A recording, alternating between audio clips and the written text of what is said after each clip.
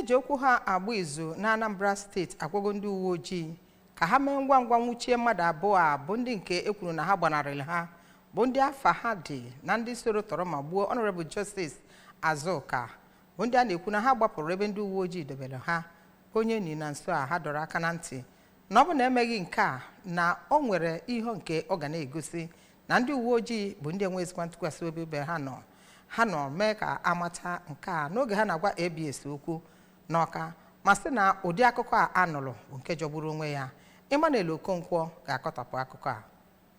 Agwa ndị ABS okwu n'Ọka n'ihe gbasara ya bụ mgbapụ ndị ahụ gburu ya bụ Honorable Azuka nagoro mmụọ gbapụ n'ụlọ mkpọrọ. Onye jibu ọkwa Vice President nke ọha na eze ndị Igbo worldwide bụ Ichie Damian Okeke Ogene kọwara ya bụ mgbapụ ndị omekome ahụ gbapụrụ dịka ihe na-aghasa mbọ dị iche iche Gọvanọ Chukwuma Soludo na-agba banyere ịhụ na enwere nchekwa ndụ na akụnụba na steeti a, ma bụkwaziri nke mere ka ndị mmadụ ghara inwe ntụkwasị obi n'ebe ndị uwe ojii nọ, ebe ọ kpọkụzi ndị uwe ojii ka ha bụ ndị ga-eme ọsọ ịhụ na ha chọta ya bụ ndị gbapụ n'ụlọ mkpọrọ iji wee mee ka ndị mmadụ nwee ike nwee ntụkwasị obi n'ebe ha nọ dịka ndị na-alụ ọrụ nyere obodo. N'okwu nke ya, otu onye eji okwu ya agba izu n'obodo Ọka bụ Ọzọ Obi Ochi Ijemodilim nọrọ oge ọ na-akatọ akparamagwa ndị uwe ojii na ya bụ mgbapụ ndị nọ n'ụlọ mkpọrọ ha gbapụ,